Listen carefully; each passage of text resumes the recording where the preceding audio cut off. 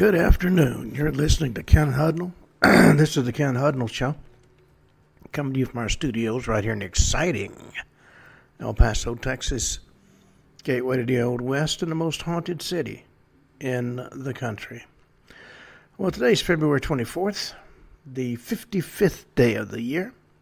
Just 310 days remain to the year's over with. Before I talk about holidays and observances, I want to bring you up to date on some things that we're doing. I have written books for years. In fact, I've published 60 some odd, and if I publish everything I've written, I probably have 100 or so. We're finally consolidating everything we're doing in a new website. You'll be able to buy hard copies, ebooks. I've even written a bunch of courses about how to get your VA benefits. And you'll be able to, and I'm continually updating those, so we're setting up a subscription program. When everything's finalized, and you'll be able to contact me during the shows or after the shows, and you can hear archive shows. You know, if everything works as it's supposed to, it's going to be a huge undertaking. And you'll be able to purchase online with credit cards. And I mean, when I did events around the country, I had a lot of this, but I didn't have everything online. And that's what's happening now. Okay, it's National Trading Card Day. Collectible pieces of nostalgia. National Tortilla Chip Day. World Bartender Day. Twin Peaks Day, if you like that show. It's also International I Hate Coriander Day. Edward Dickinson Baker Day. He was a distinguished figure known for his contributions as a senator, a soldier, and close friend of Abraham Lincoln. If you recognize his contributions, the day sheds light on the values of courage and patriotism that he embodied. History doesn't say much about him. National Eating Disorder Awareness Week. National Chip Week. Talking about both potato chips as well as what we would call French fries in this country. They're called chips in England, for example. National Justice for Animals Week. If you're a rabid PETA follower, this is the week for you. Maslenitsa Festival. It's a week-long festival marking the transition from winter to spring. It's time for laughter and gatherings and delicious food. Maslenitsa. Always finding out about new holidays. Venice Carnival. Museums Advocacy Day. Make mine chocolate. I'll agree with that. The National Green Week. National Invasive Species Awareness Week. Cornish Pastry Week. Peace Corps Week. Every year, hundreds of volunteers embark on a journey to serving communities around the world. Many people find out that they are not exactly appreciated by those that they've gone to help. Famous people born in the state: Steve Jobs, Floyd Mayweather Jr. February 24th is part of International Vegan Cuisine Month, American Heart Month, National Teen Dating Violence Awareness Month, National Snack Food Month, Spay and Neuter Awareness Month, and that's referring to pets and not people.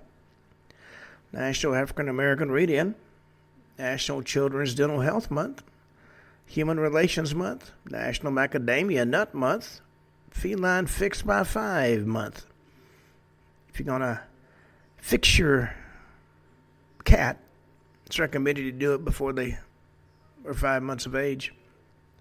Exotic Vegetables and Star Month, Star Fruit Month, Berry Fresh Month, National Therapeutic Recreation Month, Marijuana Awareness Month, National Goat Yoga Month, Financial Aid Awareness Month, Adopt a Rescued Rabbit Month.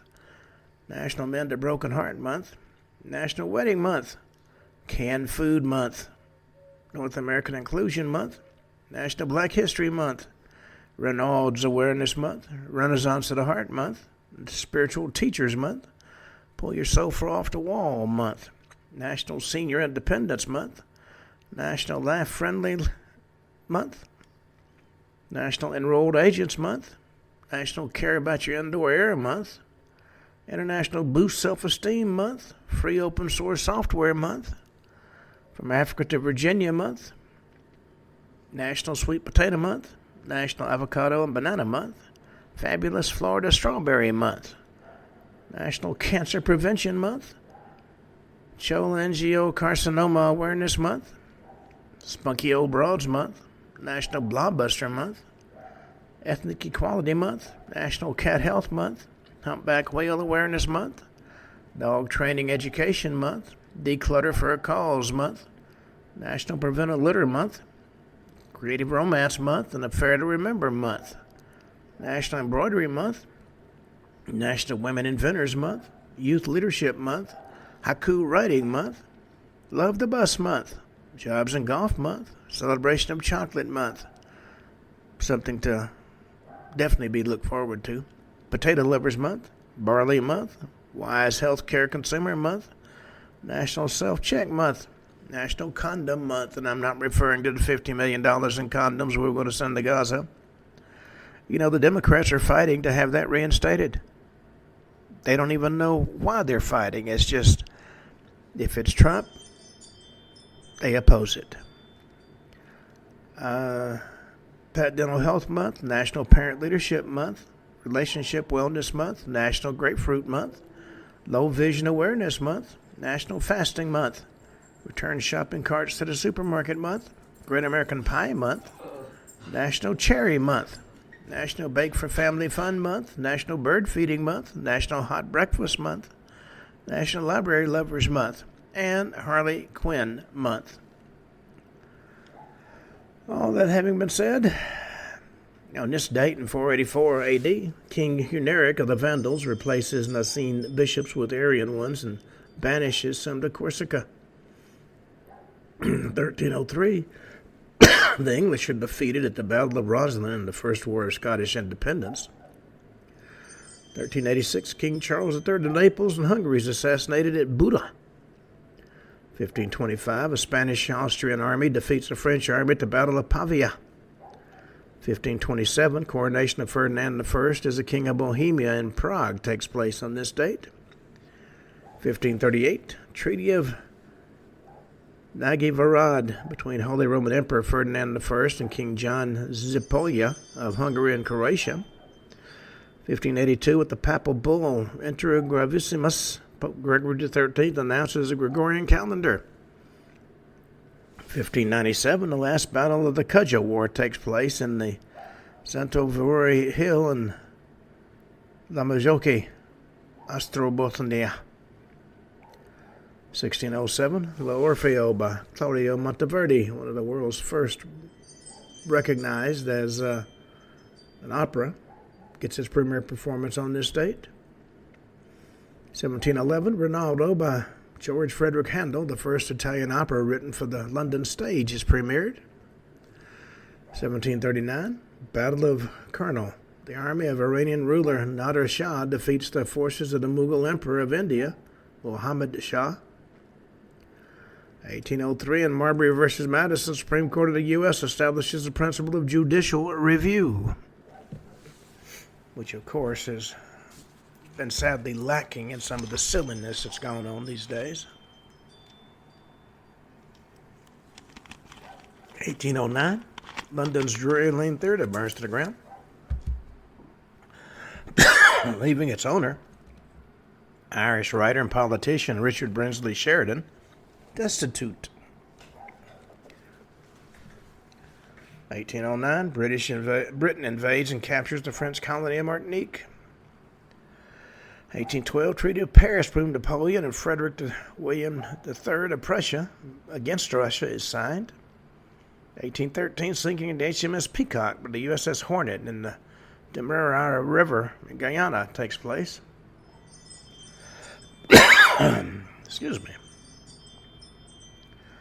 1821, the final stage of the Mexican War of Independence in Spain with Plan of Iguala takes place on this date. 1822, the first Swaminarayan temple in the world, Sri Swaminarayan Mandir, Ahmedabad, is inaugurated. 1826, the signing of the Treaty of Wendabo marks the end of the First Anglo-Burmese War. 1831, the Treaty of Dancing Rabbit Creek, the first removal treaty in accordance with the Indian Removal Act, is proclaimed. The Choctaws of Mississippi cede land east of the river in exchange for payment and land in the west.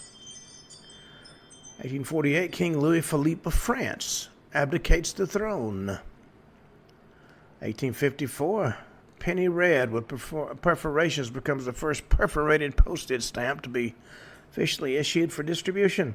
If you had one of those, you could retire. 1863, Arizona is organized as a U.S. territory. 1868, Andrew Johnson becomes the first president of the U.S. to be impeached by the House of Representatives. He's later acquitted by the Senate. Andrew Johnson is the one that replaced Abraham Lincoln. And the radical Republicans wanted him to publish the South, and he wanted to carry out Lincoln's plan of forgiving everybody. So he was impeached. 1875, the USS Gothenburg hits the Great Barrier Reef and sinks off the Australian east coast. Killed about 100 people, including a number of high-profile civil servants and dignitaries. 1876, the stage premiere of Peer Gynt, a play by Henrik Ibsen, with incidental music by Edvard Grieg, takes place in Christiania. That's Oslo, Norway. 1881, China and Russia signed the Sino-Russian... It's the Sino-Russian Treaty.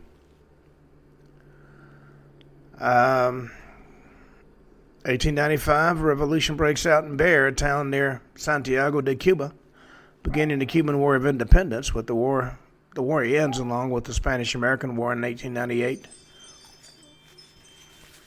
1916, the Governor General of Korea establishes a clinic called Jaewan in Sorokdo to segregate Hansen's disease patients. For those who are not familiar with it, Hansen's disease is actually leprosy. And this was a way of keeping them separated from everybody else. 1917, World War I, the U.S. Ambassador Walter Hines Page to the United Kingdom is given the Zimmerman telegram. In that telegram, Germany pledges to ensure the return of New Mexico, Texas, and Arizona to Mexico, and Mexico declares war on the U.S. It's still a question of whether the Zimmerman telegram was a forgery or the real thing.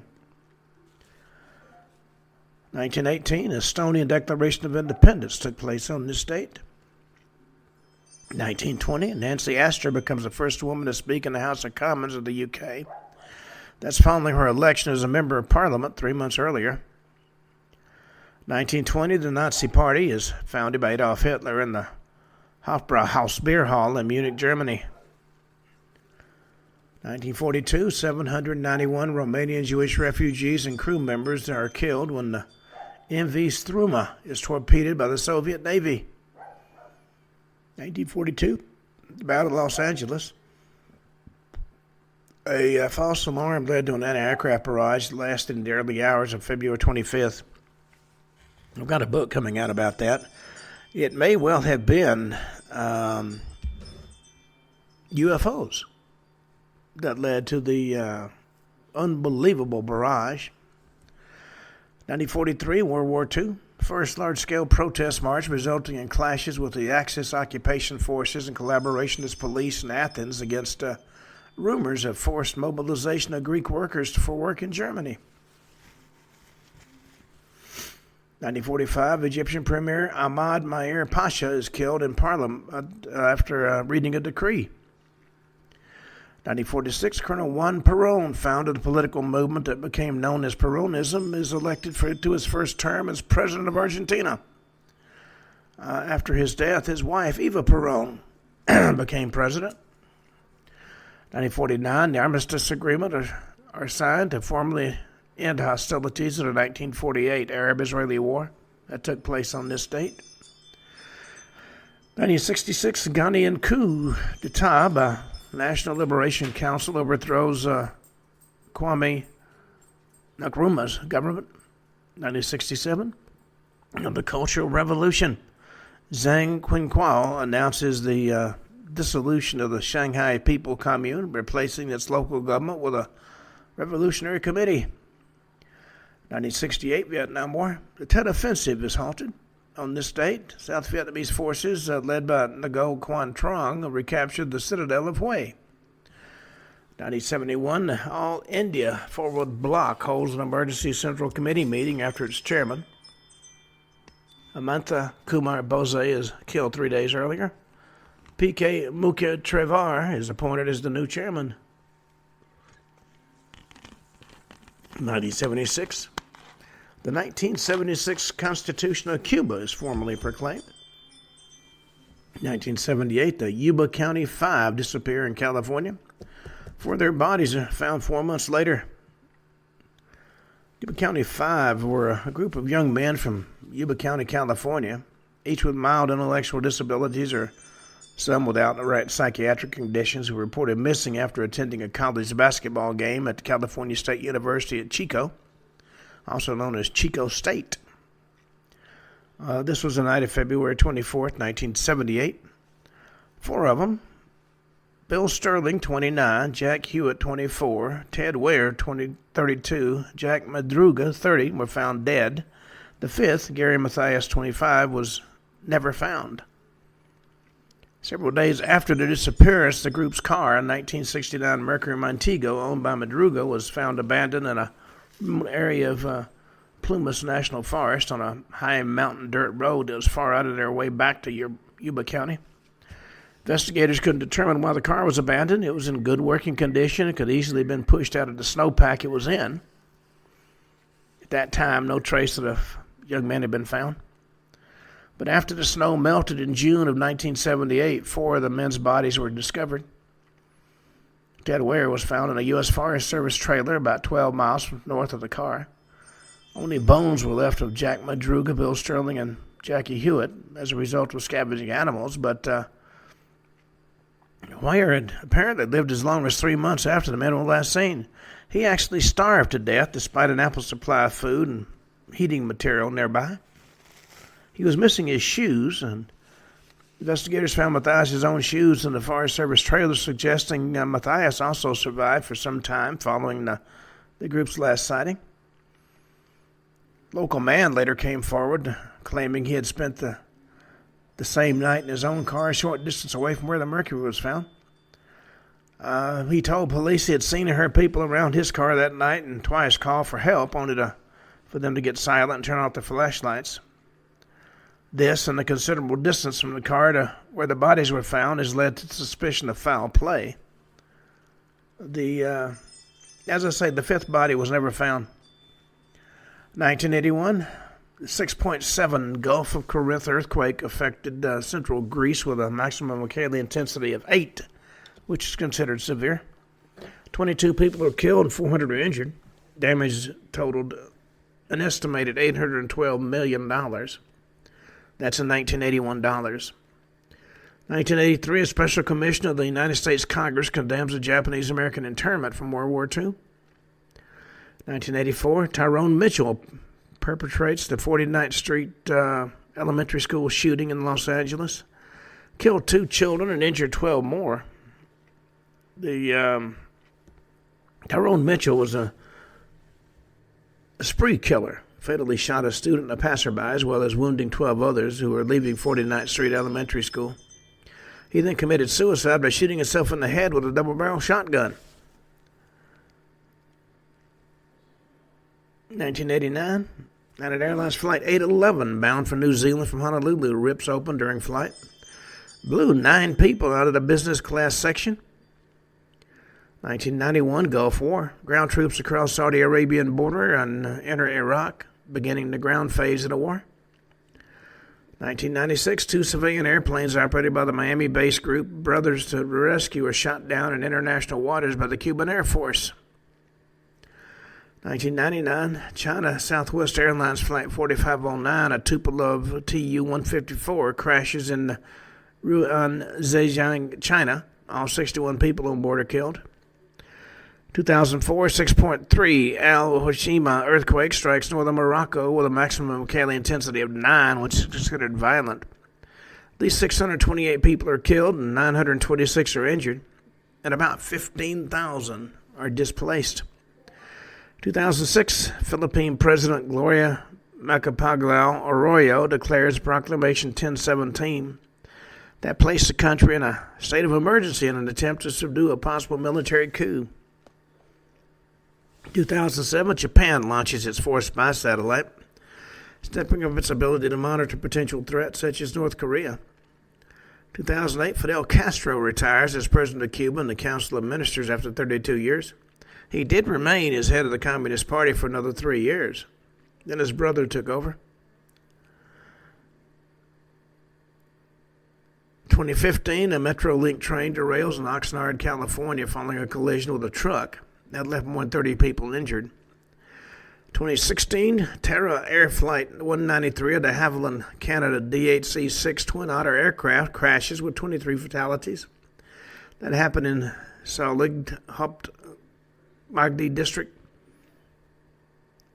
Dholagiri zone, while en route from Pokhara Airport to Johnson Airport. 2020, Mahathir Mohamad resigns as Prime Minister of Malaysia following an attempt to replace the Pakatan Harapan government, which triggered the 2020-2022 Malaysian political crisis. And in 2022, Russia-Ukrainian war. Days after recognizing Donetsk and Luhansk as independent states, Russian President Vladimir Putin ordered a full-scale invasion of Ukraine. They were supposed to win that war in a week. They're still going at it. All right, that ended our history segment. We're going to hit a couple of news stories.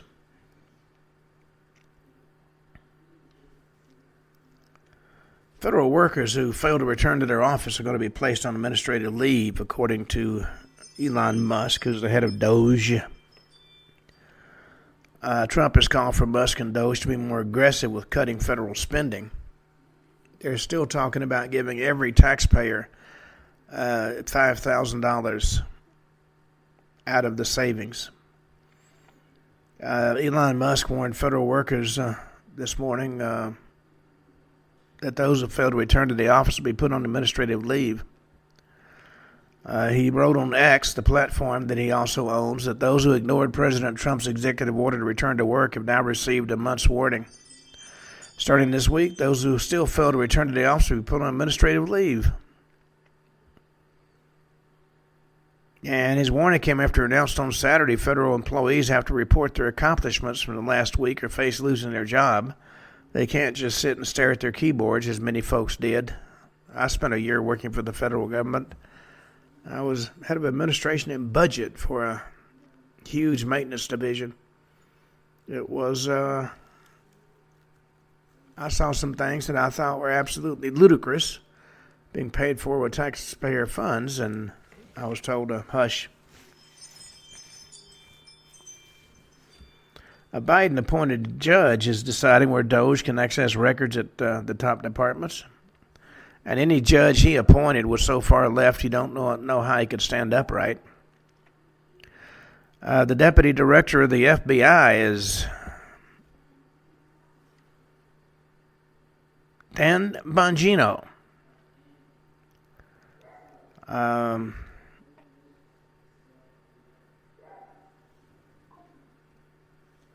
It's interesting to see how that's going to play out. Trump has ordered the cessation of the pay-to-drive program in New York City, and that's got Governor Hochul all up in arms. How dare anybody question anything she wants to do?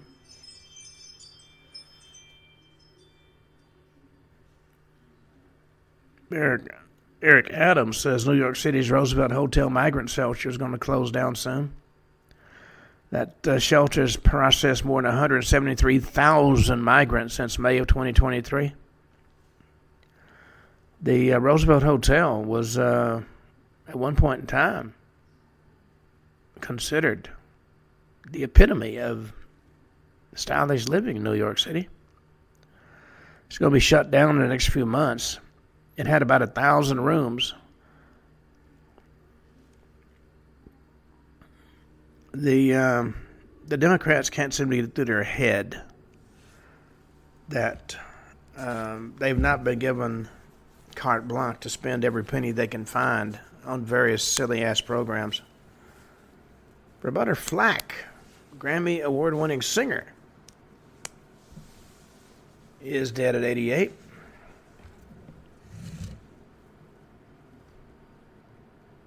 Vatican's issued a new update on Pope Francis's health. They said he was in a critical condition. He's resting on day 10 in the hospital for a lung infection that led to early stages of kidney insufficiency.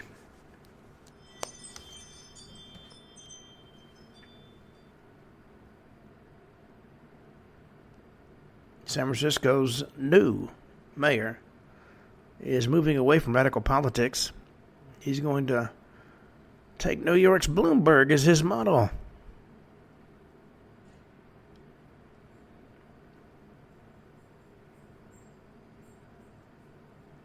He said how we're structuring our administration in the city is very much in the vein of how Bloomberg led New York City. He almost led it into the ocean.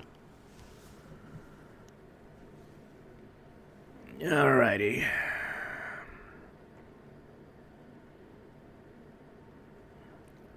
See, Starbucks is going to announced layoffs and menu changes. I mean, let's face it, folks, if you're paying $7 for a cup of coffee, something's wrong.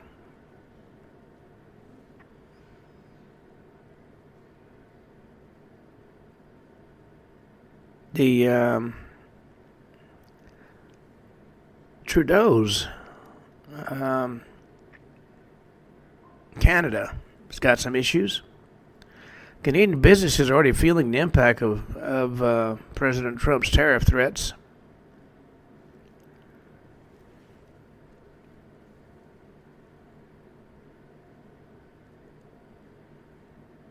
Let's see.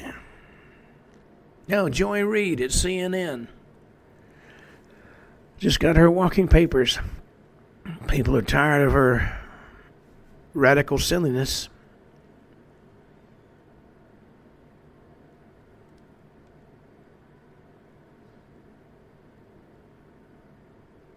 Prince Andrew is strapped for cash.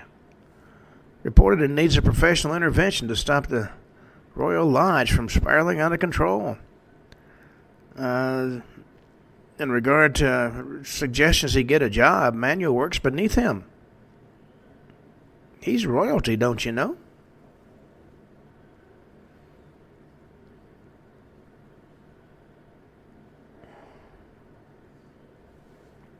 TikTok is going to launch a news segment.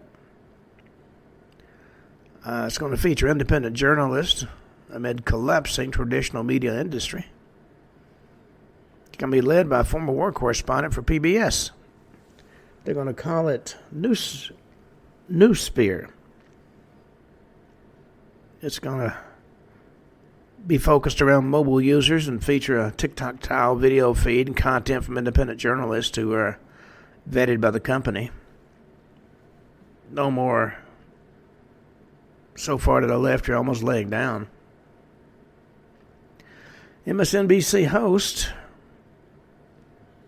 asked if the military official originally hired by Trump was fired now because he's black. We're talking about Air Force General Charles C.Q. Brown Jr., who was the head of the Joint Chiefs.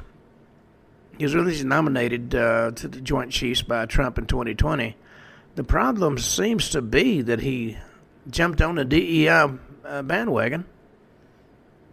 He It was MSNBC's Simone Sanders Townsend, part of a panel at MSNBC's The Weekend, said that Trump firing several top military officers smacked to her of racism.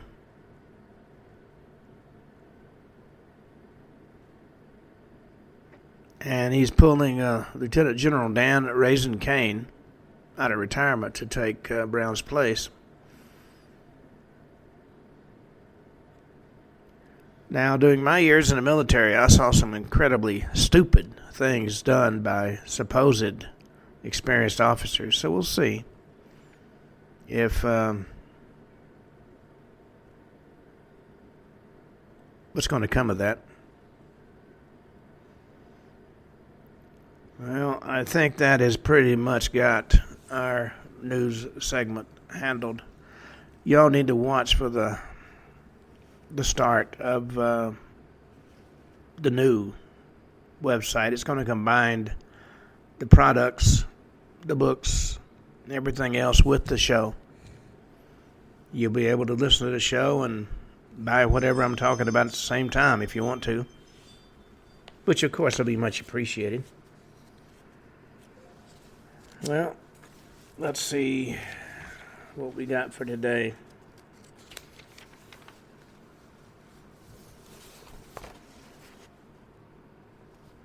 You know, there's been a lot of stories about ghosts who walk. Let's talk about the White Lady of Newstead. When Lord Byron got tired of living at Newstead Abbey, he sold it to Thomas Wildman, a childhood friend. And when Wildman heard that a local deaf and mute girl named Sophie Hyatt was a huge fan of the poet, and he invited her to come visit Newstead as often as she wanted to. He even asked her to care for a dog that Byron had left behind. And Sophie, of course, was delighted.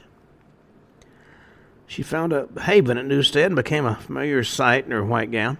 She relied on a rich relative for income, and when he died, she decided to contact her only surviving family in America and ask for help. She set off for Nottingham and left a note at the Abbey to tell the Wildmans where she was going.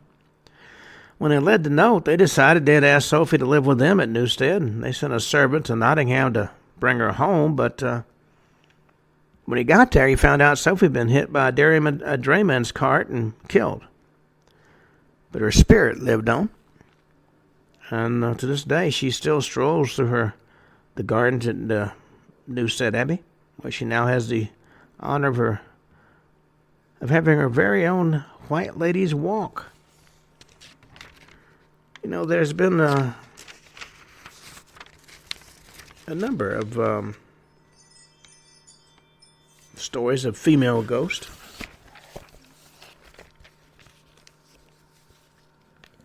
You know, the spectral apparition of a white lady who most often is the victim of some terrible tragedy or wrongdoing has been an enduring concept in ghost lore around the world for centuries. Usually these phantoms come complete with their own attached and tragic legend, more often than not based around the death of a loved one, or simply telling the story of a decent woman who was dealt a rough deal in life. She might be the victim of murder or have taken her own life when subjected to an unwanted marriage or brutal treatment by a spouse. Unlike some archetypes, though, the White Lady is unique to a particular place. Instead, her influence can be felt in cultures across the globe. Each brings with it its own particular geographical quirks. Now, the concept of the white lady who walks after death is first appeared in medieval legends, where the appearance of such a specter was believed to foretell the death of the member of the witness's family. But each white lady seems to come with her own particular spin on the legend. In both Great Britain and the U.S., they're particularly crowded white ladies, such as the woman who searches tirelessly for her treasure in Northumberland's Blenkinsop Castle, terrifying residents of the ancient home with her incessant and angry demands for their help. And while this particular ghost is searching for a lost treasure, the the Ogmore Castle lady in white protects a hidden cache of unimaginable riches. Legend has it she'll attack any who cross her or come near to discovering her buried treasure with deadly talons. White lady archetypes do seem to have a particular affinity for castles and stately homes, probably because this is where they spent their usually unhappy lives. Let's look at the tragic White Lady of Portchester Castle, whose child fell from the battlements to their death, and they would forgive herself for the accident. The bereaved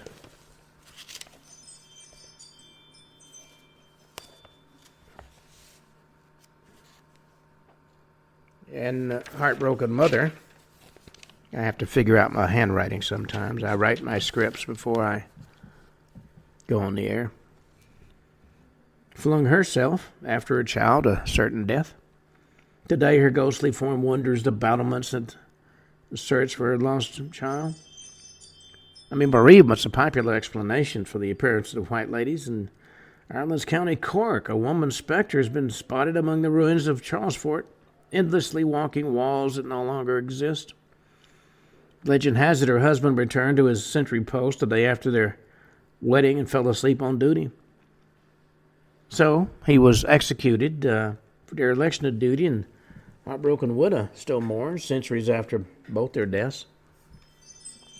Before the fort fell out of use, soldiers often reported sightings of the phantom, and today, with the site in ruin, she's wandered further afield and been spotted on the streets of the nearby town of Kinsale. Not all White Ladies are mourning, no.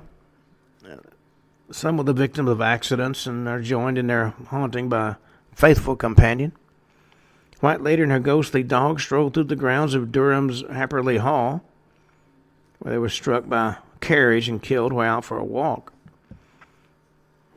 Of course, these peaceful spirits are far cry from the White Lady of Beeford, Yorkshire, who darts across a busy road in front of terrified drivers. If rumors are to be believed, she's even been to blame for a number of serious accidents as people swerve to avoid her. Now, not to be outdone, American highways have been terrorized by their own ladies in white, and they occasionally stray into the archetype of the phantom hitchhiker as well. Now, Altoona, Pennsylvania, the White Lady of Wapsie was killed alongside her husband in a highway crash. Today she searches for him, endlessly wandering along the road in a manifestation so clear that innocent motorists have picked up from time to time, believing her to be a hitchhiker. Needless to say, when they reach their destination, their passengers are nowhere to be seen. Highway 22 through Louisiana. The Silk Lady howls with terrifying laughter at the point where she was thrown from her horse and killed instantly. Maybe the most famous of all roadside phantoms is Resurrection Mary. She's believed to haunt Archer Avenue alongside Resurrection Cemetery in Justice, Illinois. Dressed in a white party frock, she's a far cry from the traditional White Lady, and she's keen to hitch a lift to a dance that finished decades ago. When hapless drivers stop and offer her a lift, she rides with them in silence for a while before she vanishes from their car. Legend has it Mary was killed by a hit-and-run driver as she walked home from a dance hall. She's been appearing to motorists since the 1930s, and efforts have been made to connect her to one of the people who are buried at Resurrection Cemetery. And though Resurrection Mary is a sort of specter, American White Ladies and the tragedies supposedly created their legends have been reported for centuries. On the veranda of her former home in Virginia, the White Lady of Avenel anxiously and fruitlessly waits the return of her husband, who died during the Civil War. She has a kindred spirit ever since in Rochester, New York, where a bereaved mother who died of a broken heart endlessly searches for her murdered daughter. The wedding dress-clad woman who drifts through the Talamarto Cemetery in St. Augustine, Florida, never had a chance to have a child. She dropped dead on her way to the altar, and her spirits can still be seen trying to reach the chapel and her groom. He's probably not still waiting there, though. With many centuries of history and folklore to our own, Europe's White Ladies are often somewhat more traditional than Resurrection Mary in her 20th century dancing shoes. For instance, the White Lady of Hapsula Lapsalu Castle in Estonia is an example. In life, she snuck into the castle in the guise of a choir boy in order to be with her lover, a clergyman. When she was discovered, she was walled up alive as punishment, left to perish. To this day, whenever a full August moon illuminates the window, she can be glimpsed peering through the glass, hoping to be reunited with her lost love. White Lady of Schloss Anschel in Germany was once a princess married to a brutal prince. When he caught her in the arms of her true love, he murdered the rival and had his wife walled up with enough food and water to last till he returned from military engagement. Of course, he was killed on the battlefield. With nobody aware his wife had been walled up, the house was closed up and she died in her prison. Now and then, white ladies even intervene to save others from a similar fate or simply to take care of them. White Lady Medina in Malta is the spirit of a bride who was murdered by her jealous lover. She appears to children, wish them good night, and intervenes when couples are ill-matched, telling them to find new, more deserving lovers. One of the most fascinating elements of the White Lady archetype is the fact that they've become part of the popular consciousness in many countries. In the Philippines, white ladies are a familiar character in childhood morality tales, often described as having long black hair that contrasts with their deathly pale skin. This element's in common is to the Thai white lady stories, in which vengeful spirits of ladies in white terrorize the living. Japan's Yuki Onna has become a familiar figure thanks to her recent multiple appearances in horror movies. She is also recognized for her long black hair, porcelain skin, white dress, and originated in folk tales of a mysterious and seductive female snow spirit whose skin was ice cold and is believed to bring tragedy to anybody who encountered her. Some believe she's the spirit of winter itself. Other versions of the legend claim she's the vengeful ghost of a murdered woman who's as deadly as she is enchanting. Yuki Onna chills her victims with her ice breath and pushes them from off cliffs. Sometimes she simply freezes them to death where they stand. Like their East Asian counterparts, white ladies in the Netherlands are not to be trifled with. Known as Vrouwen in Wit, these malevolent creatures abduct children, much like fairies and other folklore. Sometimes appear as mist and are close relative to the banshee, bringing catastrophe to those they haunt. Catastrophe is heralded by the maidens of Uli as well, who haunt the wilderness of Irkutsk Oblast in Russia. Legend tells of a young woman named Buzohai Dulhal. She committed suicide after being forced to marry a brutish man she didn't love. After her death, she joined the maidens of Uli, ghosts of ill-treated maidens who sought vengeance. They appeared to grooms-to-be and tempted them with their beauty before dragging their souls down to the underworld. Yet even if some spirits were reputed to carry off the souls of their victims, others had a less hands-on approach when it came to haunting. One of these is the banshee, an Irish spirit, often said to be a fairy, recognizable by her bloodshot eyes and slight bill, but most commonly identified by her blood-curdling wail. The cry rings out at night and foretells the death in the family of those who hear her cry. Some legends claim that each of the ancient Milesian families of Ireland have their own familiar banshee.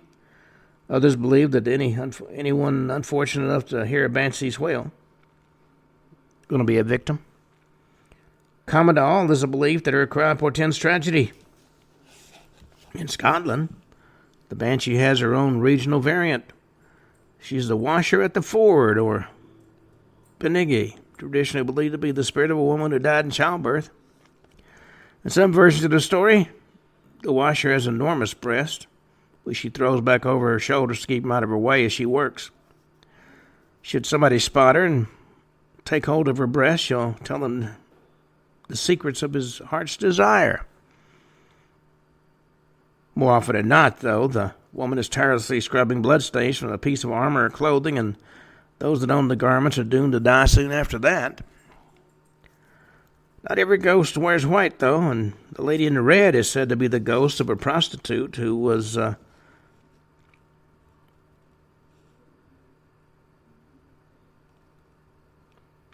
murdered as a result of being excessively vain. Though white ladies are often mournful, their red counterparts the opposite. Friendly and bright, she's often associated with an entertainment venue or some other public place. Red ladies are particularly common in the U.S., and the Red Lady of Huntington College, a student always wore red, even inspired a sporting event in her name. Hotels are popular venues for red ladies, and Charleston's former Planters Hotel hosts the ghost of prostitute Nettie Dickerson, who was struck by lightning while wearing her distinctive gown. And while down in Alabama, another lady in red haunts Rawls Hotel, where she was flung from a balcony to her death. From Chicago to San Francisco and beyond, hotels bristle with red-clad phantoms of fun-loving women who met violent ends.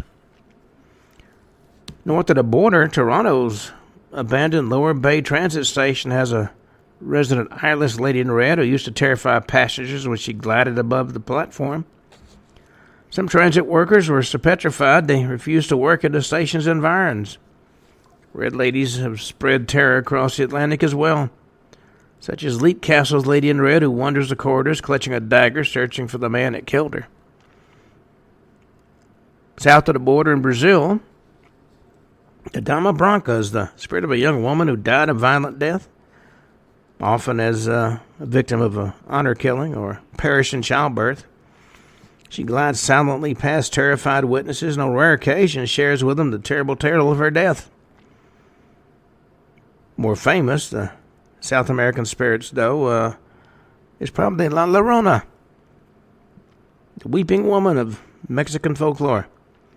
Condemned to forever walk the earth and drown innocent children as punishment for the murder of her own sons, La Llorona's popular boogeyman in Mexico. Children are warned to obey their parents lest she carry them away to a watery grave. And though the origins of many ladies in white are lost to history, one phantom whose life has been very well documented is that of Anne Boleyn, unfortunate second wife of King Henry VIII, who met her death on the Tower of London scaffold. Since her execution in 1536, she's been busier than ever. The ghost frequently pops up at castles and stately homes all over the country, sometimes with her head and sometimes without it. Every year on the anniversary of her death, she's said to return to Blickling Hall, which stands on the spot where the ill-fated queen was born. She rides in a carriage pulled by headless horses. The heads of her coachman and footmen are nowhere to be seen. Within the carriage, she sits there, her severed head sitting neatly in her lap. Carriage reaches the door of Blickling Hall, then vanishes into thin air. When she is visiting her birthplace at Blickling Hall, she keeps herself busy with appearing at other illustrious addresses. One place is Marwell Hall, where Henry VIII romanced Anne's successor, Jane Seymour, while Anne languished in the Tower of London, waiting her death with from the executioner. Local legend tells Henry and Jane were even secretly married at the Hampshire house before the official wedding ceremony took place today. Anne periodically returns to Marwell Hall and wanders yew tree walk in the grounds, searching for the husband that betrayed her. She's thought to walk the hallways at Windsor Castle as well. Regularly appears and has become known as the Anne Boleyn window in the Dean's Cloisters. It's probably not surprising that one of Anne's favorite haunts is the Tower of London, the place where she met her death. Maybe the most famous sighting of this unfortunate woman was made by General Dundas in 1864, who saw a woman in white approaching an unsuspecting courtyard guard. Guard ordered her to halt, but the woman kept walking until he tried to push her back. Instead, he ran right through her. Terrified guard fainted clean away and was accused by superiors of abandoning his post. General Dundas testified at the guard's trial that he also saw the apparition in the courtyard, and as a result, the unfortunate man was acquitted. But despite her unhappy life and violent death, Anne Boleyn's visitations aren't always related to tragedy. In fact, one Christmas time visit to Hever Castle has become one of her regular appearances. She was courted by Henry VIII during a stay at Kent Castle during one of the happiest times of her life. During her lifetime, Anne loved the festive season, so maybe it shouldn't be a surprise she still returns to one of her favorite places, celebrated her most loved time of year. Highly unusual for an apparently identifiable ghost to be sighted in so many different locations. But Anne Boleyn's life was filled with drama and had no shortage of tragedy, so it's hardly surprising that the vivacious Queen's diary is still busy even in death. Across the globe from England and Japan, Mexico to Germany and beyond, the archetypical figures of the White Lady and her fun-loving counterpart, the Lady in Red, are inextricably woven into the folk stories of banshees and Bean Nagay and other creatures of legend. They're used to frighten errant children to give travelers on lonely roads something to think about, and often told alongside tales of tragedies that have long been forgotten by all but the phantoms themselves, who are forever doomed to retrace the steps that led them to disaster. You know, some of these stories are ancient, some of them more recent, and now and then, as in the case of Resurrection Mary, they seem almost contemporary. Though the ghostly apparition of Anne Boleyn roams ancient castles and the banshees haunt the wilderness, other ladies in white stand boldly at the side of busy roads and wait for a lift from some unsuspecting driver. Legend of the White Lady has become an important part of not just ghost lore, but global culture. You know, it's interesting to note that even El Paso has stories of La Llorona. I wrote about a good many of them in The History and Mystery of El Paso del Norte. I wrote about the history and the mystery, and sometimes they overlap. Well, digressing for a moment to the Lady in Red. You know, Huntingdon College has two red wraiths. They haunt the students of Huntingdon College, encouraging them to befriend one another and take care of outsiders. Now, originally, during the late 1800s, the Women's College of Alabama was located in Tuskegee, and it was there that the First Lady in Red was seen. And she appeared only once. A beautiful woman in a scarlet dress carrying a matching parasol and surrounded by a red glow, floating through the halls of the dormitories before disappearing. In this particular instance, she was never seen again. Students were naturally unnerved and perplexed by the encounters, but she's now thought to have been a prophecy of what was to come. The second radiant lead occurred in the early 1900s after the college had been moved to a new site in Alabama. This is where it became known as Huntingdon College. Not long after it opened, a young girl from New York named Martha packed her belongings and made her way to her dormitory, Pratt Hall. Dressed all in red, she made a strange sight as she lugged bags of red material up to her room on the fourth floor. Red curtains, a red prayer mat, red ornaments, and a red bedspread were all ceremoniously unpacked, to the astonishment of her roommate. Other students came to see this strange new pupil, but were instantly put off by her cold and aloof demeanor. She ignored would-be friends and disregarded any visitors that came calling.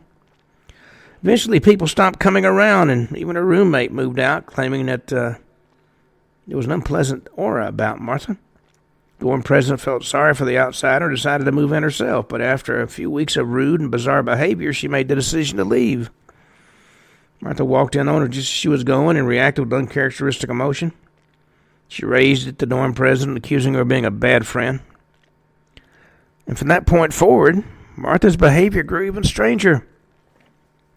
Wandering around the bedroom at night in a trance, whispering under her breath, stopped coming to lessons and missed meal times, and eventually the dorm president went in to check on her. An eerie red light emanated from under the door, and when she opened it, she discovered Martha had slit her wrist, bathing the floor in blood. Today, her ghostly image drifts along the halls on the fourth floor, dressed in red from head to foot. She reminds students to care for the outcasts left alone in their rooms. Well, I mentioned earlier the story about the vanishing hitchhikers. Well, these type of stories are found around the world. But are they ghosts, hallucinations, or the stuff of scary urban legends? And that's something we'll talk about tomorrow, because for today we've run out of time. So until tomorrow, this is Ken Hudnall for the Ken Hudnall Show, saying have a truly great evening.